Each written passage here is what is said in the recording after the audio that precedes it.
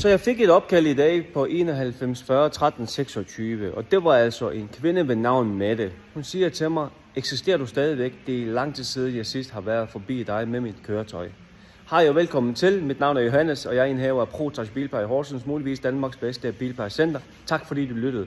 Sig, Mette har været her tidligere, og de er 4 år siden. Mette ejer den her op, som er bag mig her. Mette ønskede det samme, som hun fik foretaget på sit køretøj for 4 år siden. Dengang der var hun en førstegangskunde. Mette er i dag en stamkunde. Hun har lige fået afleveret bilen dagen efter. Og her har jeg egentlig et fantastisk eksempel på, hvordan jeg forvandler førstegangskunder til stamkunder og muligvis bliver afhængige af det her bitte firma i Horsens, fordi kvalitet i sidste ende er netop det, folk efterspørger. Prøv lige at se med her, hvad jeg skal foretage på det her køretøj. Så det korte af de lange af den her bitte bil her, det er, at det er 4 år siden, den sidst har fået en kærlig hånd. Og det er hun også opmærksom på. Hun har ikke været så god ved den. Hun har egentlig bare kørt småture med den. Det er en, der bor her i Horsens. Og det, der egentlig var blevet lavet i sin tid for 4 år siden, det var, at vi fik foretaget en lakrens af den udvendige del. Det vil sige, man går ind og fjerner flyverust, pletter som disse. Man fjerner tjærepletter, som er asfalt, som disse sorte prikker der.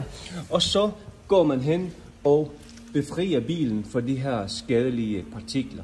For tjære kan sagtens gå hen og ruste jern, ja, også din bil. Og flyverust spawner er i oprindeligt egentlig familie med bremsestøv. Når du slider på dit bremsesystem, så florerer der en del små partikler, som du ikke ser. Det er varme, og de meste af de hæfter sig på bilerne, når de er på vejene eller hvor som helst ellers.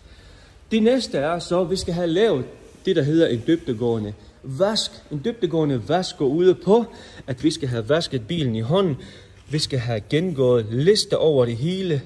Der er en del alger, der sidder herinde. Vi skal have vasket samtlige falser rundt om dørene, som I ser her. Nu har jeg lige blæst den her, men jeg er lige åben her. Så kan I se, således står det til med Mettes VV op og disse falser her. Som man kan se, så er det altså ikke noget, hun rigtig sådan gør ret meget ud af, og det siges tydeligt her. Og det her, det kommer vi ind og fjerner en gang for alle. Det samme sker med den her dørfals her, og der er en del olie, der sidder. Det sidder og arbejder produktet her, så når jeg blæser det af, så går det hele væk i en arbejdsgang.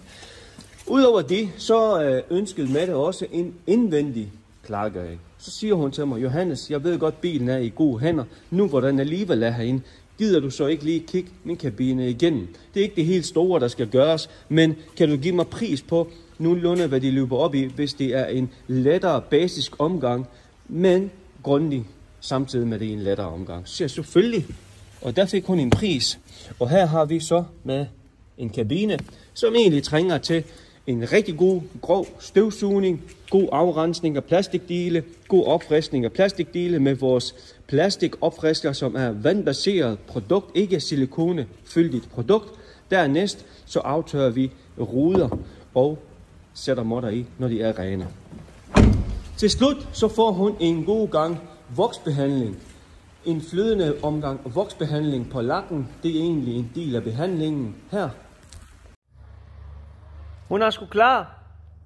Du har set første video af det her køretøj, og du siger nummer 2 video, og om et kort øjeblik flipper jeg lige kameraet om, så kan du se, hvad Johannes har lavet ved den her VV op, som var meget hamrende snavset udvendigt, også indvendigt. Prøv lige at se med her. Og her står hun. Det var som sagt en kunde, der har været her første gang for 4 år siden, og hun tog turen til ProTouch Bilpleje endnu en gang efter 4 år, og skulle have givet det her køretøj en kærlig omgang af den udvendige del. I video nummer 1, der kan du se, at der var jeg i gang med at få lakrenset det her køretøj, for det givet en god kemisk afrensning for det her flyverust spawner, som sidder i overfladen på det her køretøj og mange andre køretøjer.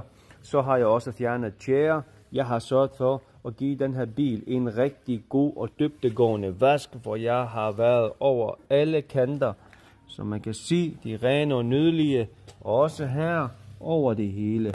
Det næste er, så har vi også lavet den indvendige del for hende. En lettere basisk omgang, det var det hun bad os om at gøre.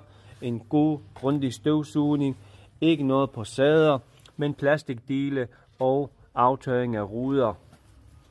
Og selvfølgelig også modder. Og her har du så falserne, som de ser ud, rene og nydelige over det hele, som de skal være. Det skal bare spille. Det er det, vi er kendt for. Vi tager lige en runde rundt om bilen. Her har vi benzindækslet. Det er fuldstændig rent. Vi tager en bitte runde rundt om bilen her, og viser jer, hvordan det egentlig står til. Fælge, plastikkapsler er rene. Ja. Sidst men ikke mindst, selvfølgelig sådan en bitte smule reklame til os. Denne bil er blevet professionelt klargjort hos ProTouch Bilpleje med adresse og nummer. Og sidst men ikke mindst, så har hun også fået besked på, at hun skal komme og hente bilen. Og det er egentlig uden beregning. Det får du at vide. Det var bare for sjov, jeg lige sagde det her uden beregning. Som det sidste, så er det altså på 91 40 13 26. Kære ven, om du har en VW Up, en XC60, en Mercedes som den her, eller måske bare en lastbil, og måske en veteranbil. For mig er det lige meget, hvad du har, og hvordan din bil har det her og nu. Om så den har de værste mareridt i sig, eller på sig i lakken. Kabiner, klargøring af udvendig, poleringer, keramisk coatinger. Har du en bil, der skal være sjovklar her til i sommerperioden, fordi du skal flashe rundt i Danmark med den, giv mig et kald på 91 40 13 26. Johannes er hele Danmarks klargøringsmand og garanterer, at der er en professionel løsning, assistance til et hvert køretøj derude i Danmark. Torsted Allé 177 i Horsens er adressen, venner.